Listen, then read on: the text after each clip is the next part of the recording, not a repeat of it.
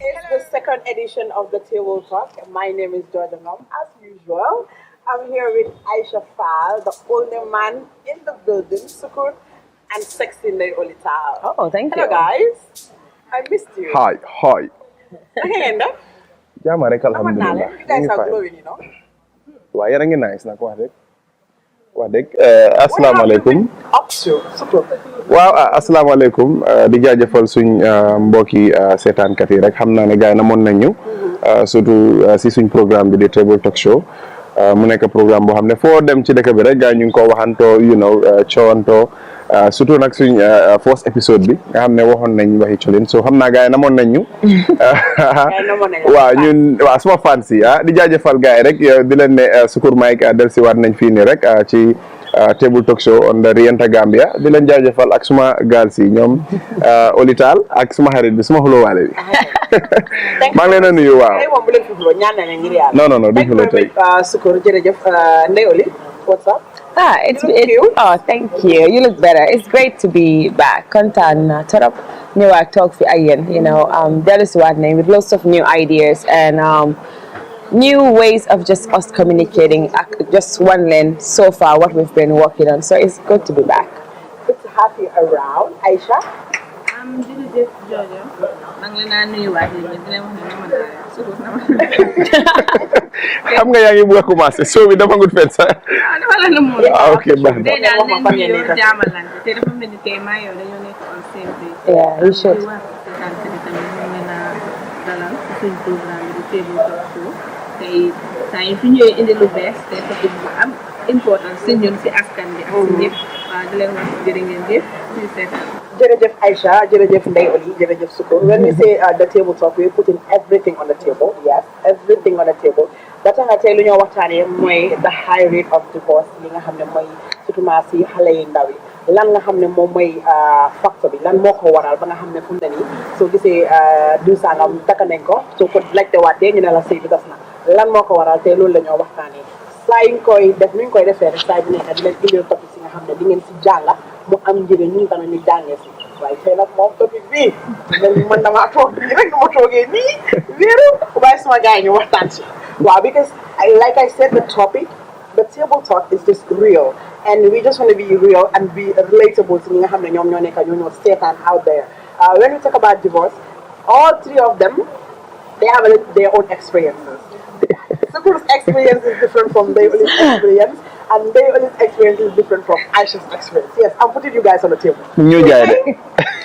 I'm putting you guys all on the table. teel na ñoo jaay de. Yes. So, okay. Let's just talk about lan mooy li nga xam ne moom mooy lu waral high rate of divorce bi nga xam ne moom moo nekk ci réew mi. I'll start with you, Ndeye Oli. Thank you, Jojo. I think this is as much as it's a very sensitive topic, it's a real topic. It's everyday life. Yeah. Comme niñ ko dee waxee rek comme nit ñi di juddoo everyday ñu ngi takka ni everyday. te yaa ngi tas ba bu set. And personally, man, I feel like divorce is not a stigma or a bad thing. Some people divorce for a very healthy reason. Yeah. Some people divorce for a very good reason. Some people don't have a reason at all.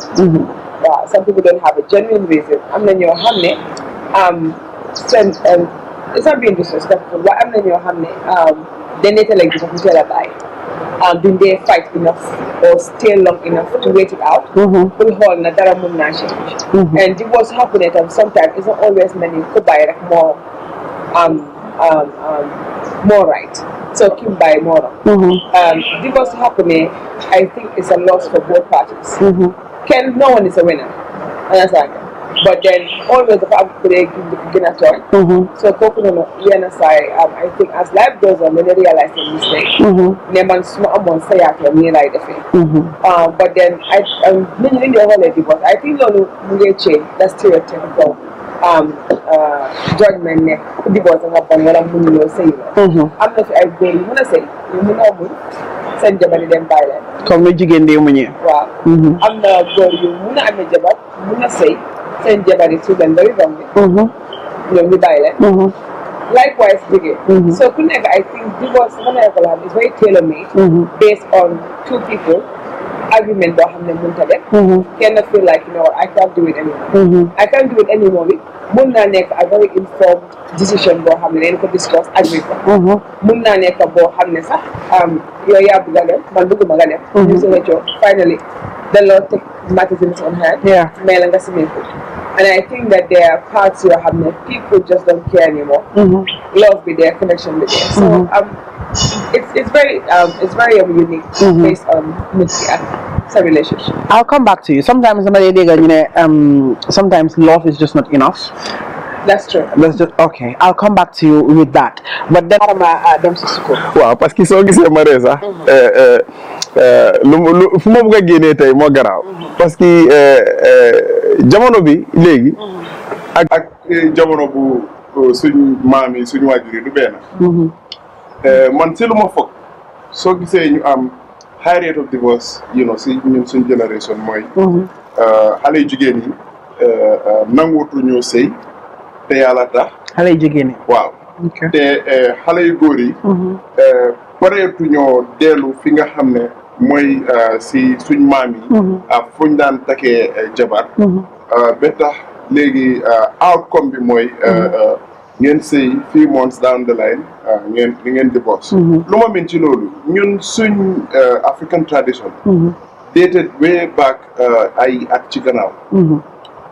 papa bi mooy jóg dem seeti baajen wala dem seeti magam bu jigéen wala rakam bu jigéen gis fa xale bu yaru ku mel ni kan lay wax sax maanaam ci mbokk bi daal waaw si mbokk bi waaw ku mel ni ay sifal bu paa bi demee si kër gi ni ko xale yu jigéen yi teeroo niñ ko recevé moom si botam dina xool ne kii de moom baax na pour suma doom ko xam ne baax na soxna pour suma doom bu góor mu waxtaan ci ak waajur bi su deeloo dina si waxtaan ak jabaram waaye itam dina yóoni sukur may ne ko sukur dama bëgg nga demal ma sa kër bàjjen dama la fay yóoni su fa sukur demee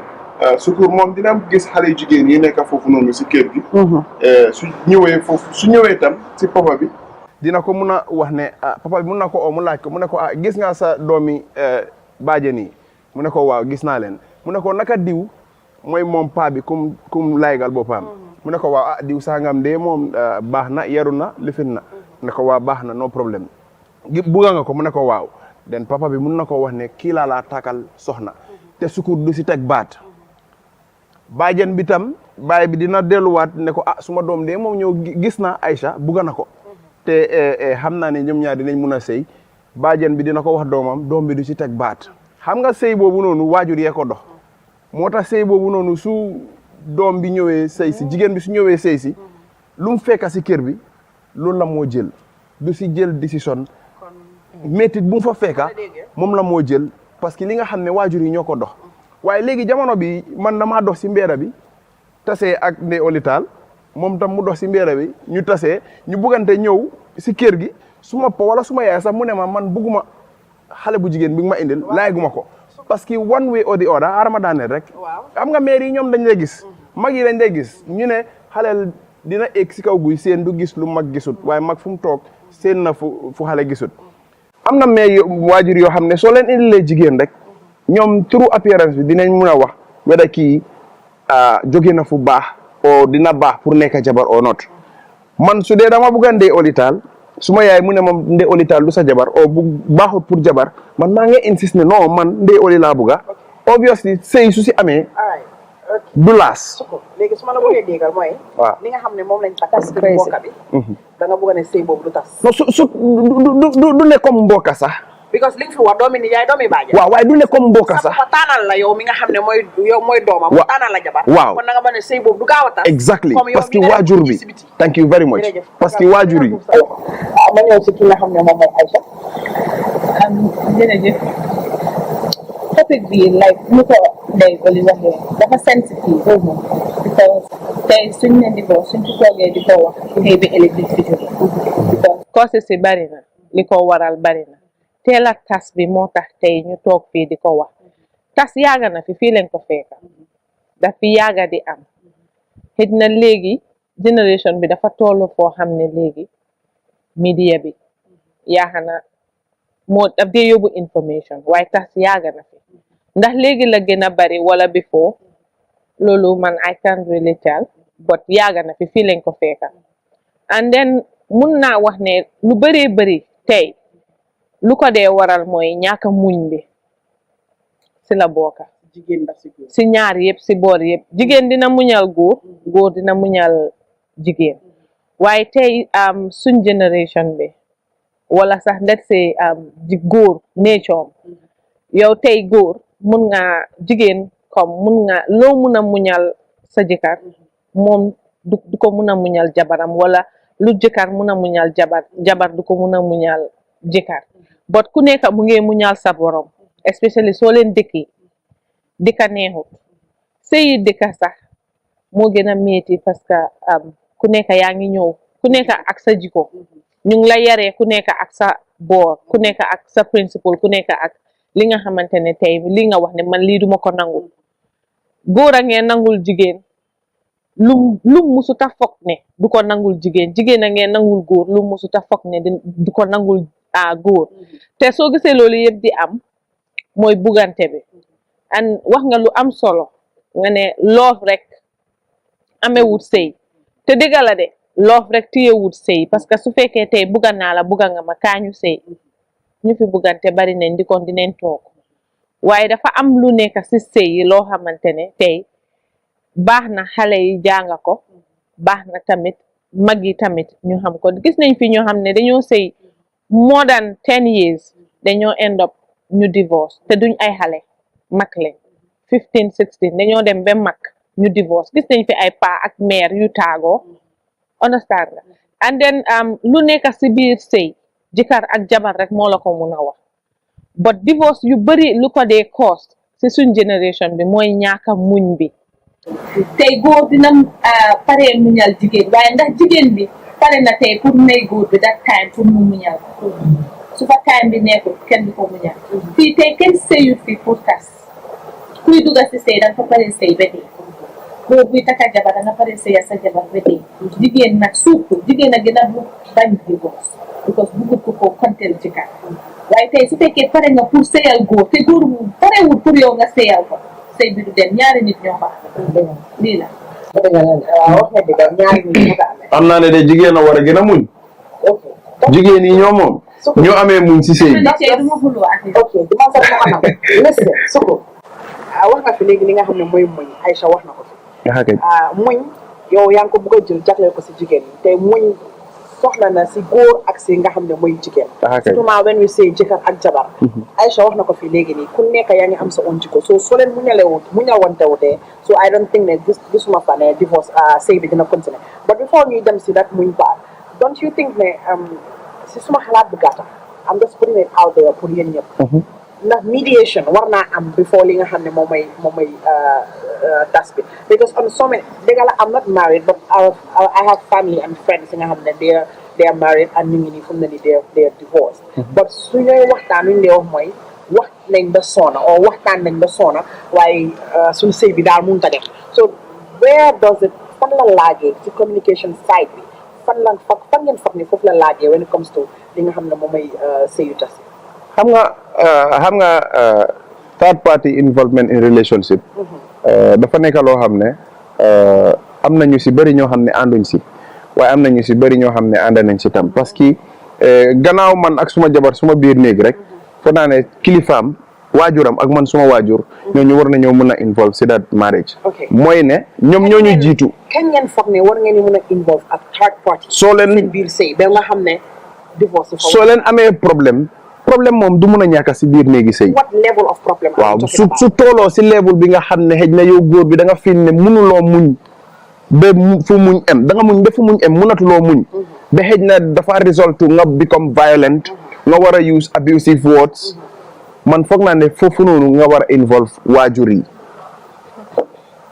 góor bi foofu nga war a involve waajur yi nga involve waajuram moom soxna si jigéen bi su ko defee nga ne leen di suma jabar de maa moom am nañ wérante bii nii ba mu tollu fii waaye soo gisee ma wax leen ko pour ngeen waxal ko xelal ko xëj na seen doom la ngeen xelal ko mu xam ne nii ak nii soo involve waajur yi foofu noonu waajuram yi war nañoo mun a jël that responsibility ñu oo seen doom ñu teg ko ñu waxal ko den mu mun a ñëwaat si sëy bi waaye su dee yéen da ngeen toolu foo xam ne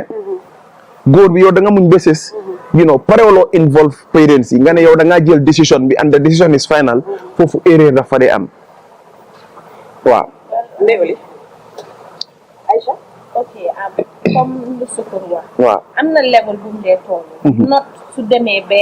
ba nga war a use abusive language. or doole. ne su si waree toolu su si waree aaga. any point boo xamante ne tey you have to be abusive. non waaye kay mun na koo aaga nit rek la mun a doon. non waaye nit rek la mun a doon. waaye baju déglu rek ma wax la. non waaye nit rek la mun a doon. Sukur buñ xuloo fii mais ma su demee ba nga door di abusive bàyyil. benn problème am na. problème am na. loolu bàyyil naka. ok tey góor su tooloo foo xamante ne nga ne wax munul si sa jabar. understand wax munul si sa jabar dara. lan moo si mun du dóor du saaga du xaste mais dañ waxante digga lu tax nga war a am pour abusive on normal human being pour man jabar war naa mun a déggal jëkkëram understand sa jëkkër wax nga bàyyi. ku bañ a déggal jëkkëram nag. déedéet du sa doom. déedéet du yëfi doom xam nga ñaari façon nit a am. soo waxee bàyyil mu bañ benn nga ne waat bàyyil mu bañ mu dem ba toolu point ba ne fil nga ne kii déggalut la that time mun ngaa oo yaayam wala papaam kilifaam parce que tey ndey dina sutural doom. mooy li ma wax waaye rek dina sutural doom. waaye non yow language bi nga use man.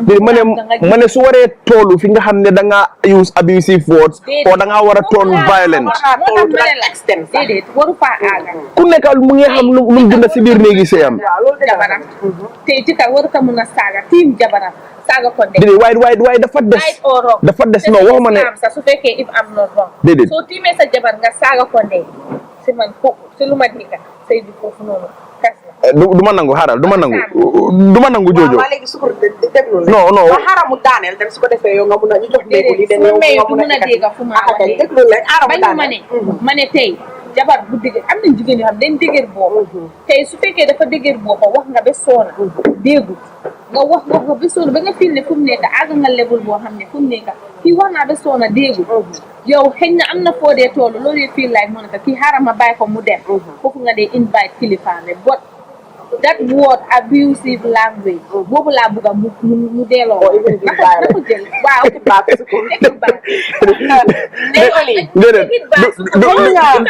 du ma nangu loolu. Sukur I agree with li nga xam ne moom la Aïcha Fall wax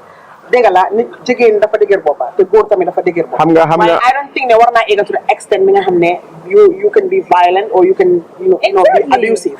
That's where when nga mun a involve ñi nga xam ne mooy third party sa parents si jànga bi or even ku la mayee because gis naa ne léegi-léegi dañ dee before you involve parents yi I've seen a situation bi nga xam ne jëkkër jabar bi foo mu ko dem di ko wax goroom ku ko mayee kuñ ko jàppee comme moom mooy popi xale bi kooku la njëkk a dem booleli complaint bi understand nga ko ñëw réglé ko so I feel like ne am na certain situations yi nga xam ne mun ngeen koo réglé within yourself then su buggee escalate you can involve yi nga xam ne mooy xam nga dégg ma déglu rek ma ne su waree toolu ba situation fi nga xam ne da nga war a use extend nag lañ la bëgg a waaye kon xanaa nit du nit nag nekkul nit du nit de su waree toolu fi nga xam ne damaa use abusive words on you man si laay doogaa dem involve sa parents yi loolu laa wax. si góor waaw loolu laa wax góor. kon yow tey. boo ma ne comme ma use ko on you but su waree toolu foofu noonu fi nga xam ne dama war a use abusive words on you wala dama war a become violent then ma involve parents yi loolu laa wax. waxuma pour dóor. the moment góor mu xalaat to be violent or using abusive language rek kooku nit. déedéet nit la. nit la. Thank you. xam nga there are proactive people and there are reactive people. Gambia nag 98% of us are reactive people. All right. Thank you. Ndeye Oli. Yes. When do you think ne war nañoo mën a involve a third party? To what extent do you think ne war nañoo mën a involve a third party si say? Man personally, I think that third parties where they know you have to choose that person very wisely. Even sometimes your parents could be a wrong third party. Okay, in our culture in Africa and Gambia, they act violent, which is normal. I am all for that because for example, man, I'm respect my and my family. But then I have a mentality as well. My spirituality, everything I do is based on connection and bond. Yeah. So for example, there are situations where, so for involvers appearance as third party, you ruin everything. For example, say papa. Sometimes you have different concept than your media halate. Tay amna lo xamne hina say dina ko nango yo mun lako nango. Tay amna lo xamne sa papa mun nako nango say sa jika mun lako nango. Tay amna dom yo xamne mun nañu sey de muy gor muy jigen. Tay amna dom yo xamne mun nañ ay thing ci sey wala ñu ngi mun dara ci sey. Loo xam ne mun nañ teg si sëy bi wala génne neen fa loo xam ne seen own yaay possible suñ fa nekkoon they will not be able to. waaye ñu ne am the concept ne comme yaay suma yaay wala yaay suma papa rek suma sëy dangaa ni man daj naa lu gën a woos yow expérience yi benn góor yi nekkuñ benn understand suma papa yow sa papa keneen papa utee nañ as jëkkër to yow góor bi nga may sa doom so man dama believe ne comme dafa depend ba sañu parents nga am ak ban façon family setting nga because sometimes mun ngaa nekk a young woman comme suñu time you're very modern am nga xalaatee noo xam ne góor bi noonu la moo xalaatee sa parents yi they're very conservative wala ñu very cultural ok sometimes soo sayee nit ku mel noonu koo xam ne dafa modern comme yow ngeen a am issues mun ngeen a agree ne ok ñu duñ involve any third party dañ ko def just between us sometimes fekkee seen parents dafa nekk koo xam ne soo ko dugalee si sëy bi dafa yóbbu sëy bi to the ancient times where advantage will be taken on you góor or jigéen mun na ko use against their partner xam ne su ma demee ci parents ami as third parties su ma ko fi abuse dafa toog ko yaayam dafa toog so choose your third party wise. man moo ñoo yóbbu ci suñu first break bi ba suñu dellusiwaatee dinañ delluwaat ki nga xam ne mooy Sukur den ñu wax waxi muñ because dégg naa fi Aïcha wax waxi muñ I think muñ part boobu leen suñu parents dëgg ñu ñoo muñ lool léegi ñu métier. Before we go on the break, I just want to say something. I think muñ is overrated. Thank you very much. Thank you very much. So we'll be right back and see ñu dugg ci li nga xam ne moom mooy muñ part bi. We are back. Tey nag moom dëgg table talk is really sensitive, and when we say the table talk then they put everything on the table. Ba tax na tey nu ma ko waxee woon bala ñu doon door ne ku nekk si ñoom ñetta ñi am nañ si seen own experience li nga xam ne moom mooy sëy ak li nga xam ne moom mooy tas. It na experience si Sukur is different from Police ak Aïcha ba tax na man comme damaa toog fi rek tey di leen dégloo waaye si part bi nga xam ne moom lañ laal mooy parti muñ. suñ génération muñ toll nii da nga day dégg suñu yaay ne leen even man gis naa situation boo xam ne kii jëkkëram daf ko daan dóor di ko treat comme li nga xam ne mooy trash waaye taxut saa yu mu demee si yaayam daf ko daan delloo si kër jëkkëram ne ko muñal ngir man bu ma doon sëy sa kër baay dama muñ su ban level o si ban extent la muñ fu mu ne nii nit ñi jigéen ñi war a ñàkkatee muñ ngir man amaguma jëkkër de dëgg la waaye itam du ma muñ suma kër jëkkër loo xam ne ëllëg ak si biir yàlla teguma ko mun naa ñàkka ma muñ ko mun naa yàlla mun na maa ñàkka jox li nga xam ne lépp war na koo jox doomi aadama joxuma ko dinaa ko muñ waaye loo xam ne doomi aadama war ma koo teg man joojo dama ko muñ xaw ma nag pour keneen people are different people are different man lu ma mënut a muñ Aïcha mun na koo muñ Aïcha lu mënut a muñ Oli mun na koo muñ people are different ak ku nekk ak sa li nga xam ne dañ lay wax ni nga tojee sa boppi jana waaye den to what extent la nit war a mun a muñ ak li nga xam ne waru koo muñ waaw parce que I think ne muñ daf dee ñëw ci daf dee boil down to different things Aïcha waxoon na la Aliya mu ne dangaa muñal tam koo xam ne daf la allow chance to muñ am na ñoo xam ne the more you try to muñ the more it gets worse yeah when you start situation the more you try to make it work the more it gets worse then burden becomes on you then they start looking at you as if you're a Jezebel or evil or danga bari affair understand so muñ bi I think it's a personal choice of ne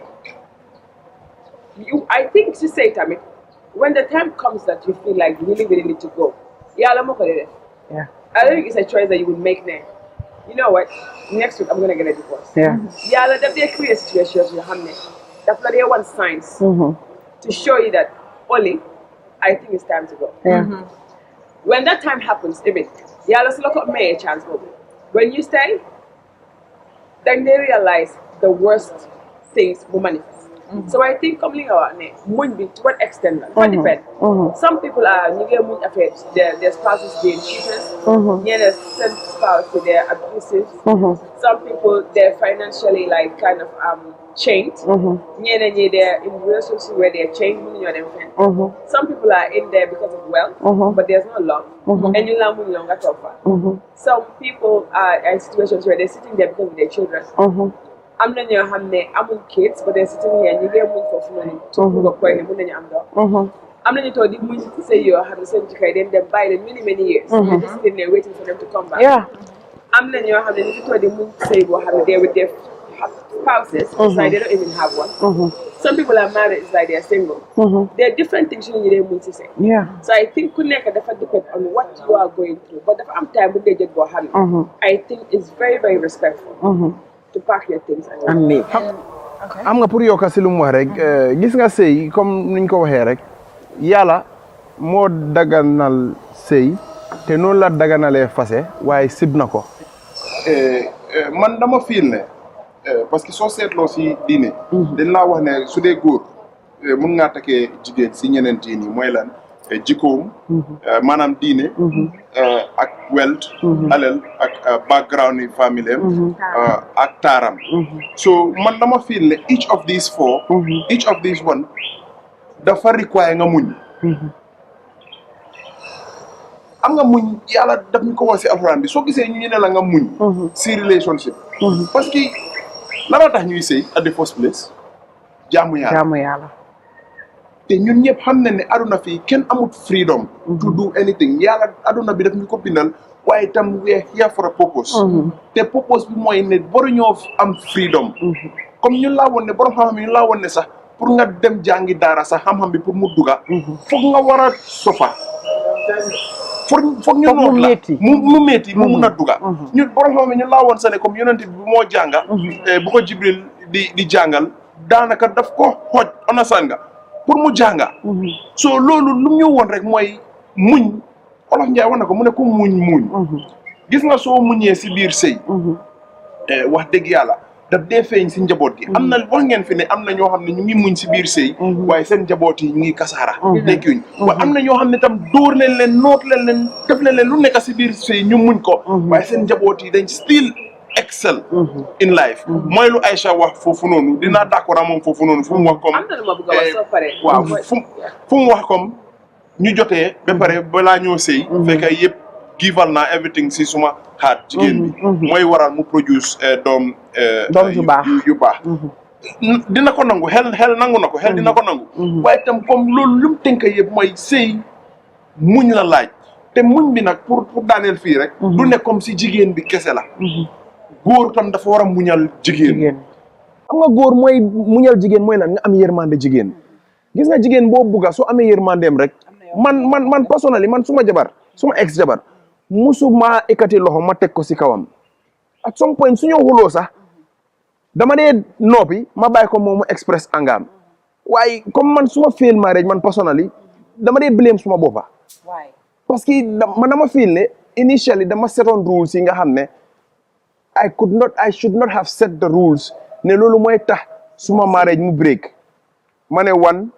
mooy nga cheat on me ma téye la red handed two nga toog bugatuloo ma ne ma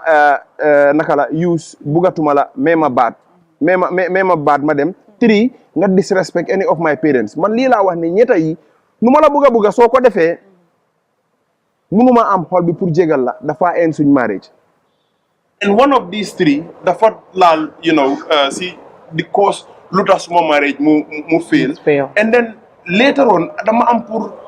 punish suma boppa ma am pour jànga si ma realize ne dëgga these three set of rules you ma setoon perhaps loolu moo tax ba suma marriage bi mu fail because it's like I was already anticipating ne in future lii mun naa happen and so happen gisuma luy tax ma change suma decision. It's in your head. Exactly, because already come like what you think is what you attract. Yeah. Understand? Philosophy will tell you that. So man, at some point, buma deme be janga be research a lot of things about philosophical thinking. Man, man limo tahon. Exactly. Suma marriage mu fail. Be very careful about manifestation. You manifest. Exactly. Which is to me, man luma de wax always moy. nit su jógee si sëy nit su fekkee mu ngi sëy mu divorce jëkkër ak jabar ñoom xam nañ lu tax seen sëy you cannot sit everywhere nga explain lan moo tax sa sëy because nit ku nekk waxuma nga suturaal sa ex jëkkër o sa ex jëkkër suturaal sa jabar waaye ku nekk war ngaa mën a suturaal sa boppa understand nga but yow war ngaa toog nga assess sa boppa nga xool lan nga xamante ne moo rongoon si sa sëy bi loo xam ne you want to correct it in future understand nga not on yourself but lan nga nangu loo xam ne tey su la yàlla mayaatoon jëkkër doo ko nangu understand I always say that tey su ma yàlla mayaatoon jëkkër am na lu bëri lu ma tolerate du ma ko nanguwaat you understand because sometimes it's not being hard on yourself or it's not being hard on your partner but it's a lesson that you learn from your previous marriage loo xamante ne tey moo la lead to the problem where you are today doo nangu mu dalaat la ba nga agaat lu war a tax and then talking of muñ for the right reasons du jëkkër du la dóor ñu ne la toogal nga muñ ko dëgg la mun na laa maybe mu rëcc mbécc la for the first time if you wish to stay and see if it will happen again then if you want to leave at that point that's for you to decide but kenn amul right pour wax nit ne dafa teel because you never know lan moo ko si génnee at that point because gis na loo xamante ne maybe feel na ne su génnee toog lu raw loolu dina ko fa fekka te jarut ko understand nga and then tey dangaa muñal ku pare pour nga muñal ko tey am na jëkkër yoo xam ne mayuñ seen jabar yi benn jaama especially distance marriage ndax loolu mun na koo muñ jabar dina muñal jëkkëram ñaaka doo ko jox mu lekka doo ko jox mu naan doo ko solal doo ko ooda doo ko dëkkal jigéen bi mu ngi xosulal boppam di jox boppam lekka di jox boppam naan di solal boppam dëkkal boppam di suturaal boppam di la suturaal ba pare doo ko may jaama loolu am na si sëy understand kooku muy muñ loolu di ko muñ mu dem ba toolu feena mu fippu mu fil ne ok fu mu nekk ni jël naa lu bëri muñ naa ñaaka loolu soo déggee ñu ne muñ amuloo loo ko jox mu muñal la amuloo loo foo ko dëkkal mu muñal la nga teg ko si suuf mu tëdda foo ko teg mu tëdda loolu yëpp mu ngi koo muñ waaye koo mayu jaama du fa toog di ko fa xaar understand mooy fi nga doon wax ne sometimes love is not enough okay divorce bari daf dee happen when those two people they're still in love they still love each other so them put on together today without the marriage level maybe they'll be together ñoo xam ne they are perfect together in terms of bond and chemistry but so them put it in a situation where it's a union where it's about sacrifice and giving and taking su nekkee dañ nekk nit ñoo xam ne they're not givers yow kay nga nekk am koo xam ne they're a taker dafa nekk problème mooy fi nga waxoon ne sometimes love is not enough because nit soo ko bëggee bëgg a torop mooy tax nga faithful moo tax nga doylu mooy tax nga ko muñal moo tax nga ko xoolee yenn xool yoo xam ne you make a lot of excuses because you love them but love bi dafa amul fu mu dee ever because love is forever when you love someone and then you need to know that you can love somebody and you might not be in love with them you could be in love with somebody but you don't love them being in love more than yaga loving someone I think is just a stage of going to being in love with somebody some people get married when they just love the person and some people get married when they're in love with the person these two relationships say that there's a love what is there in boyfriend and girlfriend is not there in marriage loolu tam is beneen factor la what is missing in boyfriend and girlfriend loo xamante ne xaral de this is what we are fond of saying nekka dafa utee sëy completely but to me it's a test loo gis tey si lu feeñ tey si sëy ba nuyoo woon na sa goro bi dañ ko fay waa xaaral rek amoon na ñu ignore ko because of what love tey am na loo xam ne yaa ngi ko nuba comme yaa ngi di nga utal sa jëkkër sa jabar o sa jëkkër excuse pour bañ nu ko society bi di xoolee wala di ko war a judge because yow tey mën nga koo muñal that imperfection because danga ko bugga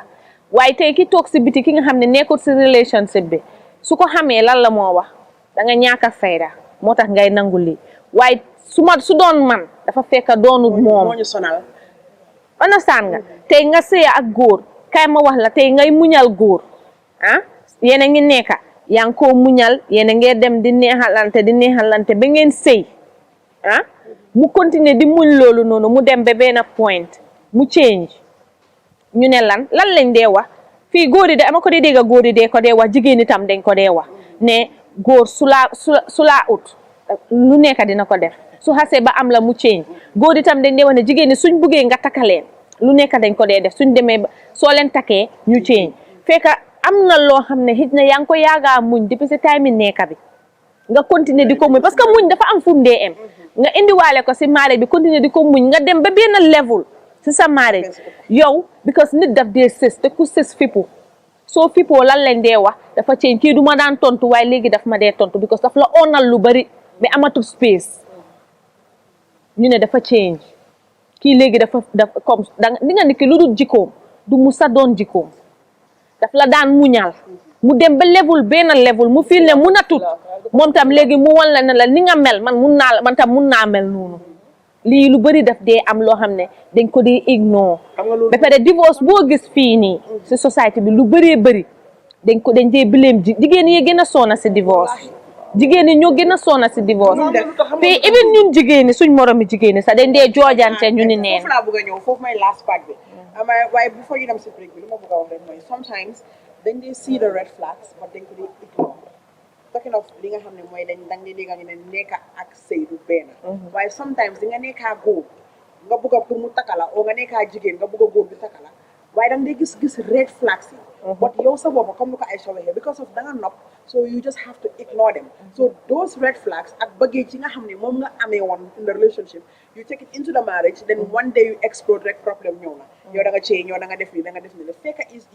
change loo de but because of lan li nga yaagaa muñ la comme ni ko jigéen ku nekka muy jigéen muy góor muñ ku nekka dafa am limite boo xam ne soo fa àggee rek voilà explode la but then dañoo dem jëli suñu second break when we come back nañ talk about li nga xam ne moom mooy attached to li nga xam ne moom mooy ñi nga xam ne dañoo sëy ba tas because wax nga ko fi léegi nii ñun jigéen ñi sax soo déggee ñu ne sëy tas na lu ñoo wax rek mooy lan la def lu mu def lu mu def ba jëkkëram fase ko laa gën a bañ lan la def ba jëkkëram fase ko